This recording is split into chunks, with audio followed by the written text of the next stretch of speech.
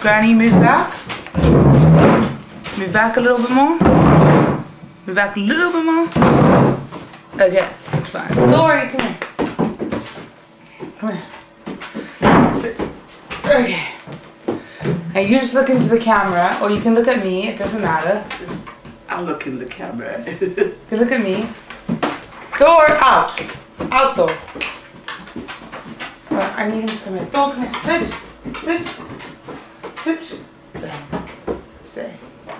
Sit. Sit. Stay. Okay. The topic of my research project is when one compares the role of women in South Africa in society today, it becomes obvious that we have truly experienced a revolution in the way that our society operates. Critically analyze the above quote by selecting key turning points in the role played by women in South Africa during the 20th century. In your analysis, you must include at least one case study. So I've chosen you to be my case study. Okay? Yeah.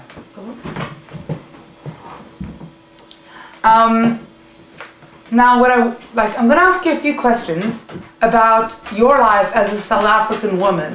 So, as a white South African woman who came to live here in what year? 1948. 1948.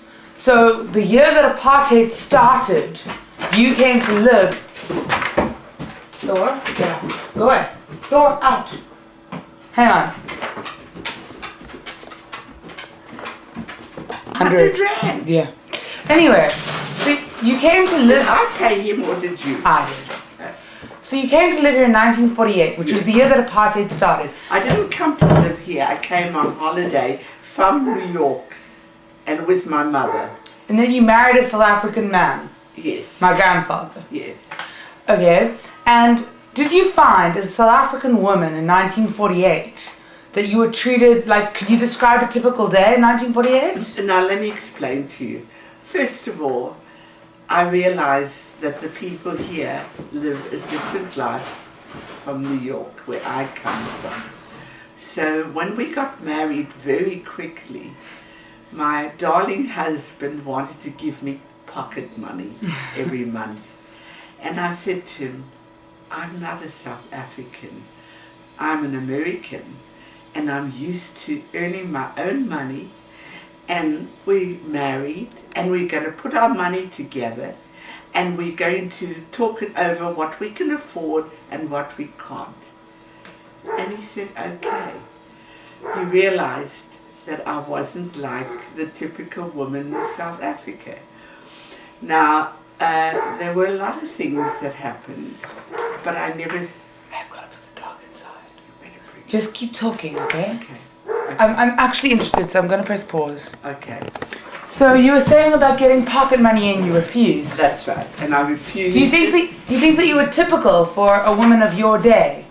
Well, no, because being in New York, we already were our own bosses, and we could do whatever we wanted. Okay, but within New York you weren't unique. But what about in South Africa? In South Africa, compared to the South African women who were your contemporaries, did they get pocket money and were sort of wound around a man's finger? I should think so. I never asked any questions, but I think that is exactly what happened. So I actually talked to Morris, and I said to him, Morris, I'm going to start my own business. And what's your profession? Hairdressing. Mm-hmm. And I said, you know, when I come home and I've got things to do at home and I've had a baby, I expect you to help me with the baby. If the baby cries, see if the baby needs a change, whatever, if I'm busy. Otherwise, I will do it. But it's got to be a pair, that we do things together. Do you think you were maybe looked down upon by fellow women because you owned your own business? No, I don't think so. No, do you think they judged you because of it? No, I don't think so. I don't think in East London, I think that people just accepted whatever was the case, you know what I mean? And did you have any maids or domestic workers? Yes. And how much did you pay them? Well, at that time you didn't earn a lot. So how much did you earn as a hairdresser? I don't remember. I really don't remember. But okay. I know it wasn't. I think that we charged probably. I don't think you had the rand yet, did you? Well, in 1948. Yeah, I'm sure you did. Well, I think it was about 85 cents or rand or 105 for a haircut. A shampoo set or a haircut. But then you didn't pay rents like you'd pay and all that. You know, everything, the money was worth a lot more. There's people there. I don't know who they are. Oh, I'm sure they're with Christina. Okay. Are you sure? Yeah. Oh, yes. Okay, so that's very good. And okay, so say you got paid like 1 rand per haircut, you know, on a good day. Yeah. So how much would you pay your domestic worker, say, per month? I think that I'm not sure. I can't remember, but it wasn't very much. Okay, so say you got paid 1 rand for a haircut, per haircut, and say you did, say, 10 haircuts in a day, right? So you made 10 rand a day or something like that. Do you think you pay your domestic worker like 1 rand a week or 2 rand a week? I think it was at that time, I'm not sure whether it was 3 rand a month, a week? Month, or was it 30 rand a month? It's a bit of a discrepancy, especially if you're making 10 rand a day. Yeah, I mean the money was worth, what Morris as an accountant was earning 50 rand a month as a chartered accountant. So it was definitely that the money was very much higher in value than it is today. But you had a gardener, because you were in the house. Did you bake? Oh yes, I baked, sure. Were you the person who cooked in your household? At times, yes, I did. Did Morris ever cook? No. Never? No. It was either the maid or you? Yes. Did your children, who were both women, did they help out with cooking? Well, at the time when we lived in East London, they were too young to ever help. So it didn't come into it. But and into your marriage, was it within the first year of your marriage that you had children, or when? I got married twice. First secretly in 1948, December the 9th, 1948, I got married secretly. And but according to our religion, that's not being married. You've got to be married in synagogue. So my brother said to me, you know, you can always have a 7-month baby. I said, I promise you, Harry, I will have a 9-month baby. And then my mother-in-law saw me coming out of Morris's bedroom at the hotel. She said, I think it's time for you two to get married. She didn't know we were secretly married. So I said, fine. So they did the catering because they were in the hotel, and I supplied the liquor.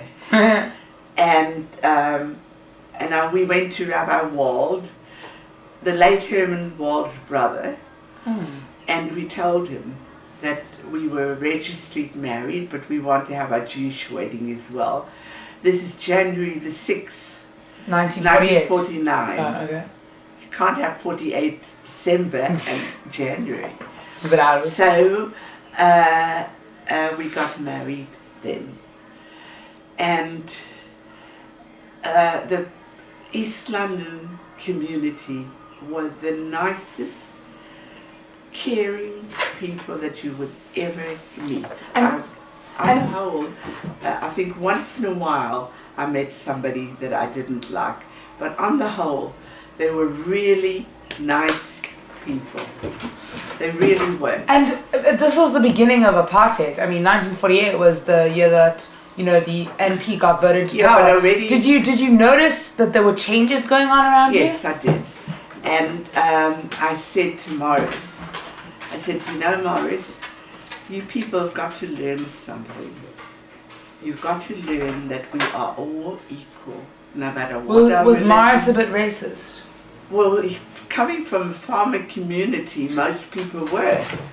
And when I started talking to him, he realized that he was really not right. Because like when he went in the army during the war, the chauffeur that worked for them all his life, he wouldn't shake his hand. And I said, well, that's very wrong. And then they took the vote away from the colours. Yeah, in the Cape. And I said to him, Morris, they're going to feel sorry for what they've done. They're going to pay dearly for it. Because you do not do that. Everybody has the right to Did you vote. mix with people of different races? Oh, in Rhodesia we did.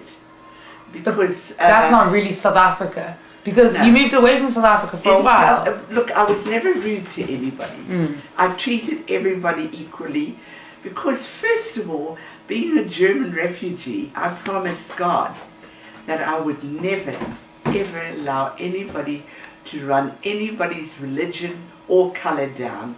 And I kept my promise all my life. That's great. And I promised that I would do things for others, which I also did. And you know what? It makes you a better person. Did you see people, women specifically, being Pushed down. being pushed down, Yes, and also seeing like people treating sort of? Did you notice the racism inherent in the society? Like, did you notice that there were separate buses and separate amenities and? Oh yes, you did. You see, which we didn't have in America. My friends were completely mixed. Completely mixed. And it just didn't come into our life what colour, what religion anybody was. But here, the Jews were with the Jews, the Catholics were with the Catholic, the Protestant with the Protestant. And the whites were with the whites. Yeah, you know, and I wasn't used to that because in America you didn't do that. Anyway, when we went to Rhodesia, we were invited to Government House, and Maureen said to me, Ilse, will I have to shake hands with a black man? So I said, Maureen, you have to know something. The person who's invited to Government House will be a very educated and a nice type of person. And he may wonder whether he wants to shake hands with you. Afterwards, she said to me, when the whole thing was over, she said, I now know what you're talking about. She did not realize that there were educated people of all colours and of all religions. Was there propaganda everywhere? Of course there was. The Afrikaner, I remember I worked in a hairdressing salon in East London, and a woman came in with girls and boys, I'm not sure, that they belonged to, you know, you've got it now, where the children belong to a society. A club? No, like the Jewish people have, and they have the Afrikaner have their own. Oh, the Brabant. Yeah, like that. And first of all, I'd just come from America, and she expected me to talk to her in Afrikaans. So I said to her, well, actually, you can talk to me in Afrikaans, and I'll talk to you in German, because it's very much alike, except it's a different language, dialect, yeah. You know. And she looked at me. She was horrified. I said, I've just come from America. How can you expect me to learn your language immediately? So I said, you've got to respect all of us as well. She didn't like it. Anyway, she let me do the kids' hair, but you could feel the animosity, you know, because I'm not Afrikaans or whatever it was. Anyway, soon people realized that I like people and that I mix with everybody and I treat everybody. Did you have any the black same. friends during apartheid?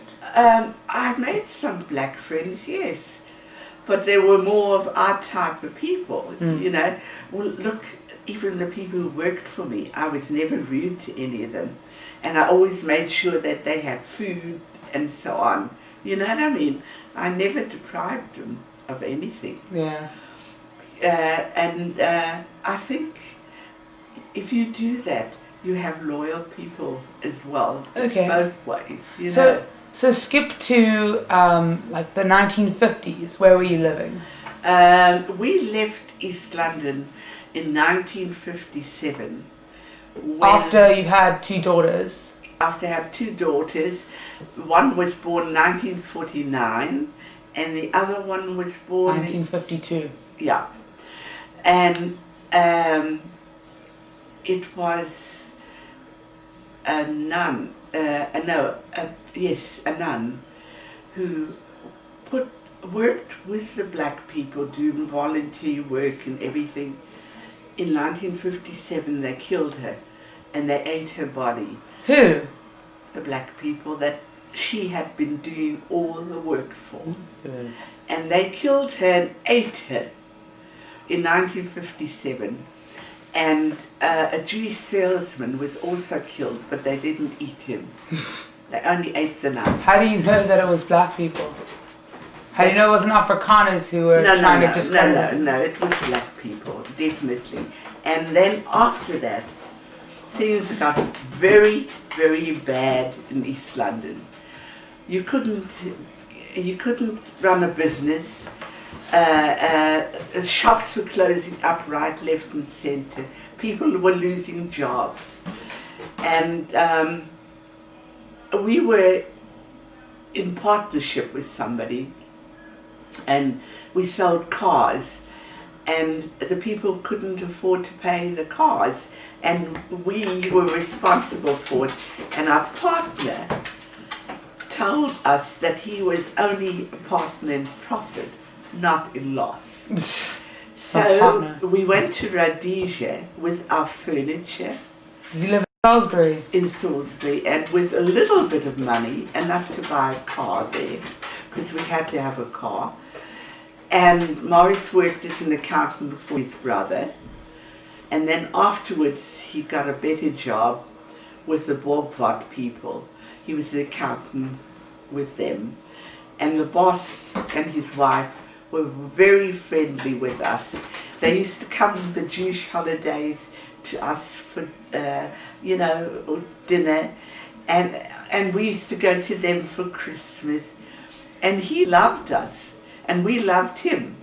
And afterwards, when he heard what we were going through, because I had to send my money to East London to our partner, to give him the money that he wasn't responsible for. And he said to Morris one day, he said, "Morris, I'm going to buy you a car, and I want you to write to your partner that you will have this and this much money, and will you take that for full settlement?" And he said yes. He wrote a letter that he would take that money in full settlement, and then he told the family, because he was like the brother-in-law of Nita and Dave, and Uncle Dave and Auntie Nita, and he told them that we'd been crooks and we crooked him out of money. Not that he was the crook. Anyway, then his boss, helped us in every way, and he kept on, doing a little bit better and a little bit better, and we started, thank God, doing better. Then all of a sudden, in 1960,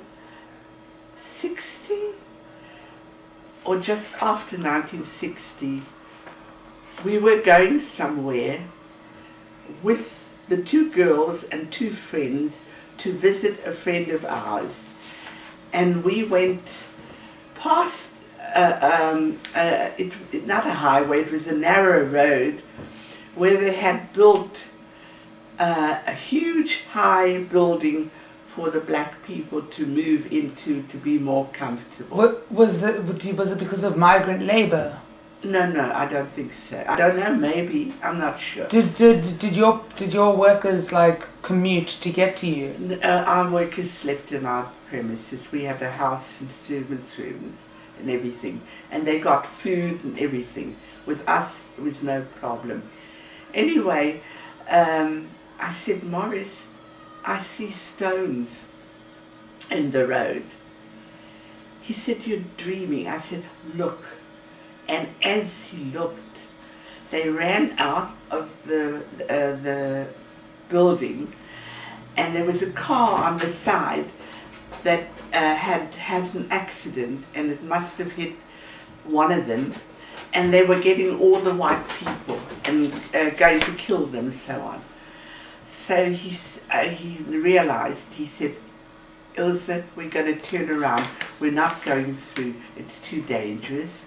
And thank God the Bokwa turned like on a ticky, because it was a power steering. And we got away. But another car came the other way. And the woman was pregnant. And they threw a stone in her car onto the glass, and it hit her right in the head. But she went off. And she was okay afterwards, but she was injured. And then our girl that worked for us told us that if we ask her to babysit, and the next door neighbor's maid will babysit, she will kill my children and she would kill their children. So I said to Morris, I said, you know, Morris, we don't need that.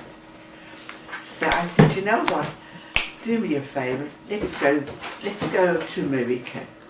Thaw out. Because, you know, all my family were in America and I was still an American, although the law was in South Africa that you were what your husband is.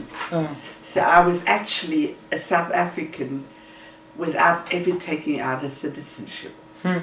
It was just that the woman had to be what the man was. So it wasn't that if if Morris had married you, you would become South African. He wouldn't have become American. Yes, he could have. But it wasn't because I was. What I'm saying is, if you'd been living in South Africa and Morris had come from America, and he had married you, you would have become American. No, but he would have. He wouldn't have gone to Well, listen to me. He got the green paper because of me. And the girls got the green paper, and of course I put down American for them because they were young.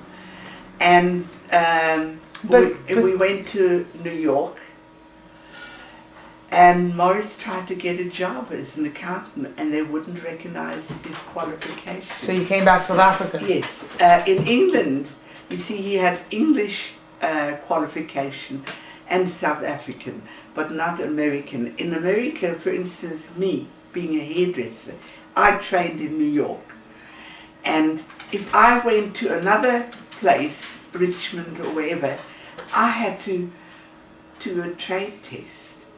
Even though I had my qualifications, my diploma and everything, every time you went to, you had to get a qualification. So skip back to when you go back to South Africa. So we decided the family life wasn't nice there, not like what we were used to, and we decided to come back to South Africa.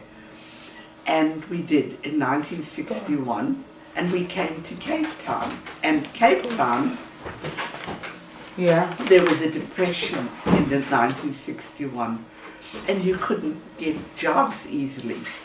And Morris got a job with Kenny Penton, and he was paid 80 Rand a month as a chartered accountant in 1961.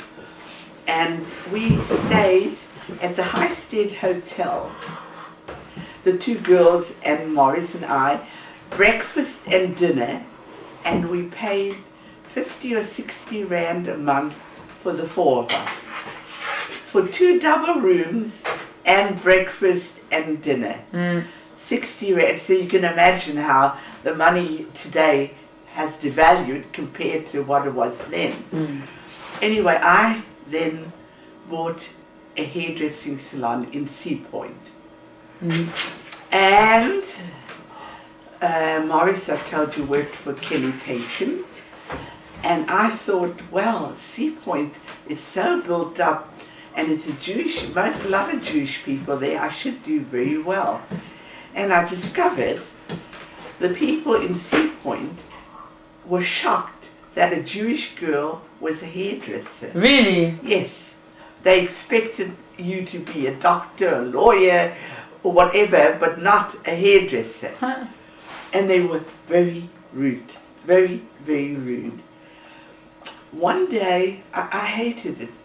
So it wasn't like they expected you to be like a typewriter, like a typist, or... They wanted you to have a degree as a Jew.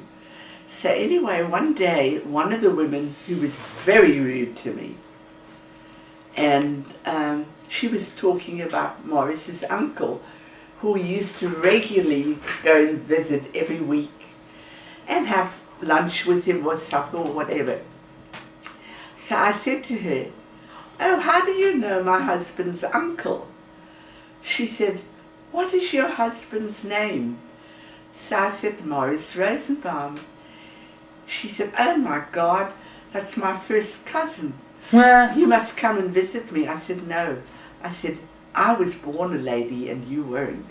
And I would never set foot in your place at all." Also, the landlord who owned the building, they never did what they had to do. They were Jewish people, but they never really did what they had to do. And there was a kosher delicatessen next to me. And I think the husband gambled. And they couldn't afford to have every day their barrels and things taken out with the dirt bins. So they left them, and the cockroaches and the rats and God knows what ran through my shop, you have no idea.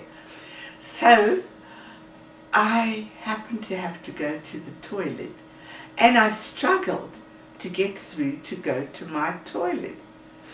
I called I sent my apprentice and asked her to tell them to come and move their stuff and to clean up the place. And the answer was Kushmir and Tochis.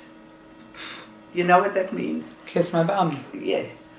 Kiss my ass. Kiss my ass. But listen, okay. Hey? Was it mainly like a female profession, hairdressing? No, there were men as well. But a lot of them were gays. And anyway,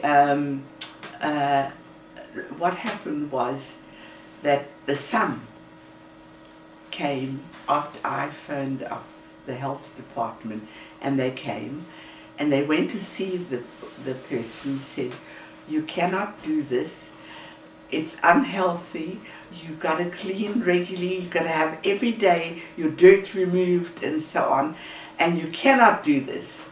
And the son came and started picking me out in front of my customers. And the one customer said, "Excuse me, you don't talk to a lady like you're talking. You people are wrong, not her." And I said, "You know what? If you do it again, if you don't clean up every day, like the health department said, I will report you every time, whether you like it or not." And then, thank God, a Frenchman came along, and he saw what I thought I saw, and he bought my shop. And I was so glad to get rid of it. I got my money back, and I opened up in town, and I again had a bad landlord. But I had nice clientele.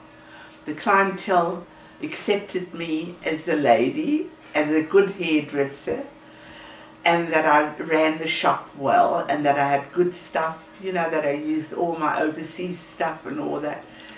And I did quite well there, but I found the hours very long, because I had to go early in the morning before they went to work. like, just because I know as a hairdresser you must have spoke to a lot of people, and especially women, because I would think that women would go to you to cut their hair. So in speaking to these women, would you find that most of them had professions around this time, which was like 1950s, 1960s, or would you find that most of them were like housewives? Most of them, if they worked a lower type of job. Like they didn't typewriting or... No, they didn't earn the money or the respect that now. And if a woman and a man had the same job, did a woman get paid less? Yes, definitely. The man got paid much more. And in universities, like, were there more men in universities than women? I wouldn't know because I didn't go to university. Don't forget, I was a German refugee. We did not have the money for the education we should have had. So we just had to make the best of what we could. And we did. And I'm not sorry that I took my profession. I've used it all my life. I've gone for years to Hyman's house to do volunteer hairdressing. I used to have customers that I knew didn't have money, didn't matter what their religion was, and I would say to them quietly, just put in my pocket what you can afford, and don't tell anybody. First of all, they took away where people lived in Sea Point and in Greenpoint. They had flats and houses, and all that was taken away because coloured people and black people were not allowed to live there. And I thought that was disgusting. They took it away from them. They moved them, Mitchell Plains and all those places. It was terrible. I thought it was really bad. Really. Did you try to do anything about it? Well, I mentioned it to different people. I had politicians coming to have their hair done, and I mentioned it, but it was like talking to a stone wall. They weren't interested in listening to you at all. Did you ever go to visit a homeland or a reserve? Oh yes, and Morris took me all over Africa. Morris wanted me to see Africa, and actually I was very lucky because I've really seen most of Africa, and I've seen it from down to up and down again. Which homelands did you go to? I went to Swaziland. I went to Rhodesia before settling. Did you go to KwaZulu-Land? Yes, all those places. In caravans we went. Lorenzo Marx we went to. And in Lorenzo Marx, if you think the people here were bad, there they were worse. In what way?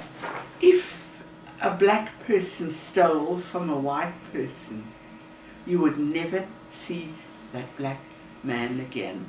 There would be no court to prove that whether they did it or not. They just disappear. And they had the most, European people had the most beautiful homes. We were invited to the homes from our caravan, and with silk curtains and, you know, really everything. And one day we went to the market to buy some things, and the guy didn't know that my husband was a chartered accountant. And we bought something. He wanted to give us the wrong change from our money to their money. So I said to him, excuse me, if a black man cheats a white person, then you don't see them anymore. What happens if I report you for being a crook yourself? He was amazed, and he couldn't do anything about it. He had to give us money. That's how bad it was. And I realized that I could never live in a place like that. Never, never, never. So South Africa wasn't like that? No. South Africa, look, it had its problems, but they were never as bad. Was Lorenzo Marx still was it still colonial? Yeah, they under colonial rule. What was it? Belgium. Belgium, that's right. The Belgians were the worst. That's right. And they were cruel. Cruel. cruel, cruel. They really were. And honestly, I thought it was awful. So, which leads me on to my next topic, which is urbanization, which is people coming down from other African countries or from rural areas into the cities. Because you're living in Cape Town, where there are like lots of, say, like nowadays, there's lots of Nigerians in Cape Town. Were there lots of people from the rural areas who tried to come to South Africa? Not at that time. They weren't allowed to. But why weren't they allowed to? Because Of past laws. It was past laws. You had to go where you were born. You had to stay and build up there. Now, I'll tell you something, that what they're doing now never happened at that time. Never, ever. You see, they were strict. The one trouble with Africa is that they can have 4 wives or whatever, like the Arabs, that's right. And they have children galore. For instance, one of my apprentices had 4 children with 4 different men and not married. Now the thing is, South Africa altogether is overpopulated. There should be control of how many children you have. And it doesn't matter whether it's white or Indian or whatever, it is overpopulated. And they've got to control it, because they don't earn enough money to have all those children. They don't. So that's why you've got prostitutes. That's why you've got shacks now, and so on. Well, there's more factors, but that is one of them. What? For apartheid laws, like, you, as a white person, you had to have an identity document stating that you were white. Yes. And did people ask you for your ID ever? I can't. Not really, because you were white. But yeah. Okay, and say your gardener. I had an American accent. Yeah. Say your gardener, for example, because your gardener didn't live with you, right? Oh yes, he did. He lived also there. And I'll tell you something. Well, did anyone who worked for you have to show their pass in order to live with you? Have like a special pass? Maybe. Then it would have been my husband who attended to it. Because he was a chartered accountant. You see. And the thing is... So did he deal with all the money matters, not because he was a man, but because he was... Because he was a chartered accountant. So I never had any trouble because we talked it over, and he knew that I wouldn't spend, and I would discuss it with him. We had full trust with each other. So you were hardly barefoot and pregnant in the kitchen. What? You personally were hardly barefoot and pregnant in the kitchen baking. Well, I was baking quite a bit. You know what I mean? Like the typical like female stereotype of the 1950s. I baked, my mother-in-law taught me how to bake. Your grandmother. Grandmother. Great-grandmother. Great-grandmother. She taught me. I've got all her recipes. Beautiful stuff she taught me. But she said to me, Ilse, please don't expect me to tell you what's right and wrong. If you want to know something, tell me, and I, with pleasure, will show you what to do. Did you, okay, so you lived in South Africa since the 60s. And through that time, like the 60s and 70s but and 80s. I lived in 1948 in South Africa. Yeah, I know, but you went to Rhodesia and but okay, say from the 60s onwards, okay? Yeah.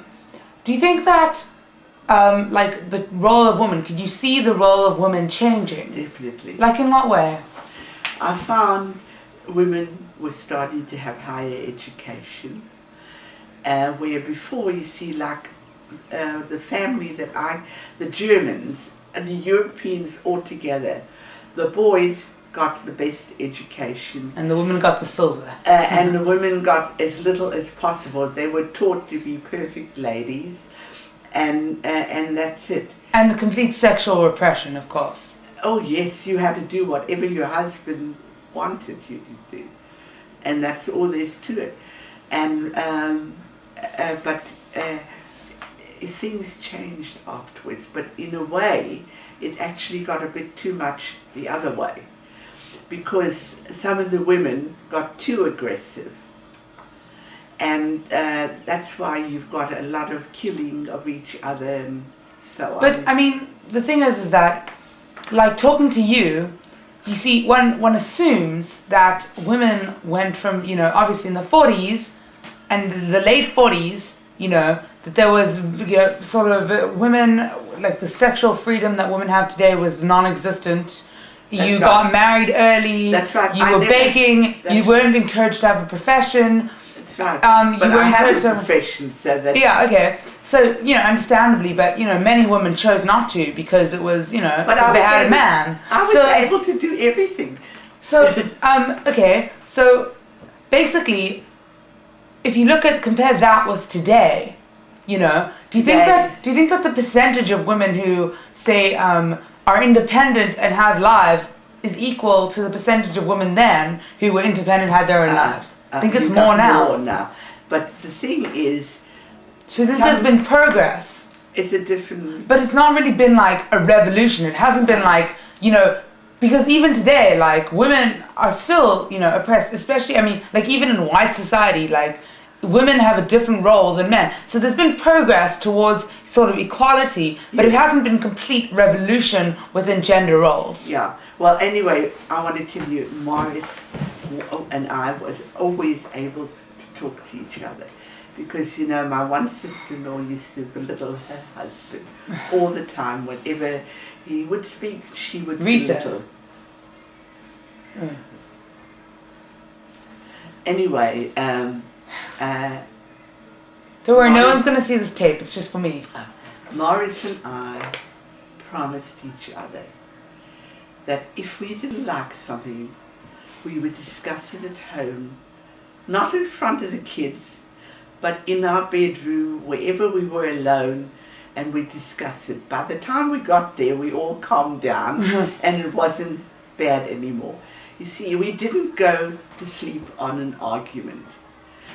And Morris and I never, ever belittled each other. And when he died, and I went to visit the one, with my other sister-in-law, Vera, and she did it again, and I said, you know, I haven't got Morris to keep me quiet anymore. The whole family hate the way you keep on belittling your husband. It's disgusting, and it's time for you to let him have his say. He's got a right to have his say, as you have a right to have your say. And she kept quiet. She never answered me. And the next time she did it, he stood up for himself. Good. So you get, you know, dominate, like women who dominate relationships as well. It wasn't wasn't always like obey the man. No. Well, look, especially a lot of people who came like from Russia and Poland, where they had to fight for everything. Then they did it here as well, with their family and their husbands and so on. See, in Germany, we were part of Germany, even though we were religious Jews. We were part of Germany and we had our education, except when Hitler started, then we could have our education. There haven't been yet that we couldn't, but we weren't allowed to sit in the front of the class. And, you know, they would throw stones at us and make remarks, "You're scheißen, they're dut," and so on. But Hitler actually didn't want anybody to have a religion. He wanted to be God. That was the trouble. So, okay, so through the 70s and the 80s, you know, you had grown-up kids, and both of your daughters had gone to university, and you made them go to university, and they both have professions. Yes. What did they study? Well, Leslie teaching, and then she also did speech and drama. And the reason why she didn't carry on is, I don't know if you realize, show business, often it is, if you don't sleep with the director, you don't get anywhere. And the director made it quite clear to Leslie, if she wants to get somewhere, she's got to sleep with him. She told him to go somewhere and she left. After she graduated, she wouldn't go into it. She teaching in Israel, English. Beverly, of course, did pharmacy, and her cousin did medicine. And my flat in Queens Road was full of would-be doctors and would-be pharmacists. And I always had everything for them. Everything. Whatever they wanted, it was there. Fruit, cakes. You never thought they're women, they can't be doctors, or they're women, they can't be... No, I felt they had... And Morris? I wanted... Morris also, he learned a lot from me. Here in Cape Town, the headmistress at the high school in what was it? Ellerton? Ellerslie or Ellerton, one of them was the high school. The headmistress didn't want Jews to be allowed to study further. And I said to her, excuse me, my children happen to be very clever children, and you are not going to stop them from going to study higher. They're going to go to somebody to have tests done, and if they say that they can go to the high school, higher grade, that they can go there, you can stand on your bloody head and you can't say no. And she couldn't, because both of them had very good marks. I knew it. And they were able to go wherever do whatever they wanted to. I mean, Beverly wouldn't have been able to do what she did if she didn't have a mind. Your doctors, when you first moved here, were they men? Some of them women, some of them men. And I don't care what color they are either. If they know what they're doing, fine. If they don't know, I know that there was one doctor, a European doctor in Sea Point, who was hairdressing medical aid. And he was a doctor's backside. He never examined me when I was hemorrhaging, and eventually told me that it's all in my mind, there's nothing wrong with me.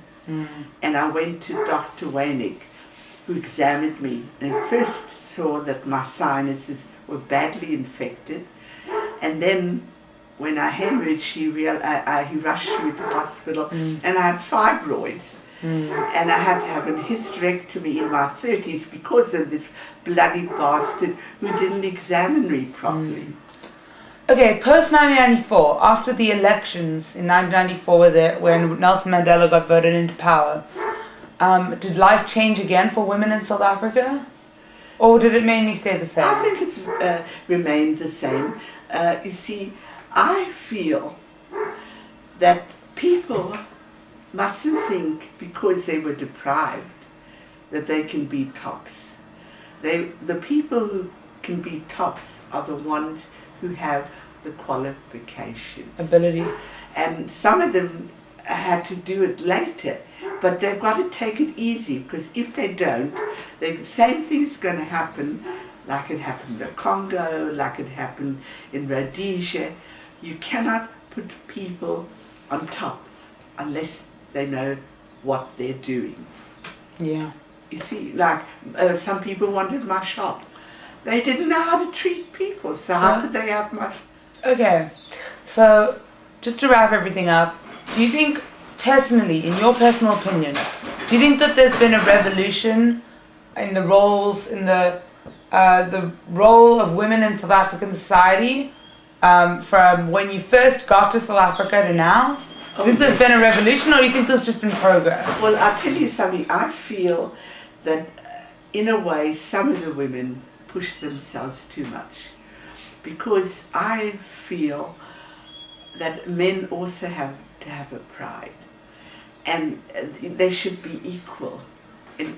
Because the woman might have a higher education, she mustn't push her husband down, and mustn't be the other way. It must be that they're a team, that they work together and they discuss everything together and be a team and bring up a family. Do you think that like male children are favoured more than female children? At that time, It was. And now? But not now anymore. Now they realize, look, my mother, when she came here, told Harry and me that the jewelry and silver goes to the girls. And I said, Mother, I don't believe in that. I said, you have 4 children and each one should have something. And she didn't want to know. And Harry thought I was grabbing, that I didn't want him to have. And Mother told him, you wouldn't have had anything if it wasn't for Ilse. She insisted, I've got to give you something. It was supposed to all be for her. And he still didn't believe it. And at times, he still thinks that I'm a grabber. Yeah. Okay. Thank you very much for your time. You're welcome. I really appreciate it. And I'm going to do transcripts of this. So basically it means that no one's going to watch the video except me. But I'm going to quote some of what you say as part of my project. Yeah. So thanks for your time. You're welcome. But I do think both of you got to be liberal. And both of you must respect each other. If you don't, the man goes down and you go down. Or your marriage breaks up.